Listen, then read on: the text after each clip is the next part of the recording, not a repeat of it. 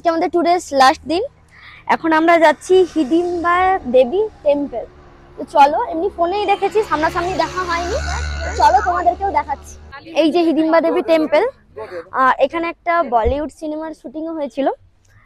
আর এই যে মন্দিরটা, এখন আমরা আছি হিডিম্বা দেবী টেম্পল। কিন্তু এই সাজটা আমি কিন্তু আগে সেজেছি, কিন্তু আবার শখ হলো একটু সাজি। এখানকার সাজ আমি কাশ্মীরে গিয়ে সেজেছিলাম, আর এটা মানালি ড্রেস। কেমন লাগছে আমাকে তোমরা জানিও কিন্তু। ও, আমার তো দারুণ লাগছে। আগের বার আমি রেড কালারের ড্রেস পরেছিলাম, তাই ভাবলাম এবার একটু ব্লু কালারের ড্রেস পরি।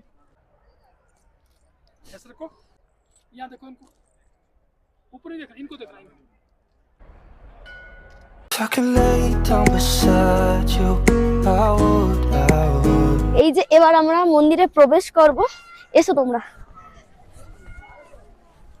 আমরা ঘুরতে যাওয়ার আগে ওখানে বরফ জমেছিল, আবার ঘুরে বাড়ি আসার পরে 4 দিন পরে ওই জায়গাটাতে বরফ জমে গেছিল। আমাদের লাকটা খারাপ ছিল, তাই আমরা ওখানে বরফ দেখতে পাইনি। মন্দিরের চারপাশে লম্বা লম্বা গাছের জন্যই মন্দিরের সৌন্দর্যটা বেড়ে গেছিল। হিডিম্বা দেবী টেম্পলের কাছে আর একটা পার্ক আছে, যেটা বনবিহার, আর এর ভেতরেও কিন্তু সুন্দর সুন্দর ছবি তোলা যায়।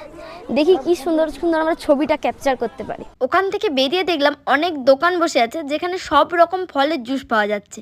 তাই আমরা মৌসুমী লেবুর জুস অর্ডার করেছিলাম। খারাপ না, মোটামুটি জুসটা খেতে ভালোই লাগছিল। ওর সামনেই একটা মার্কেট ছিল, মার্কেটে কেনাকাটার জন্য চলে গেলাম।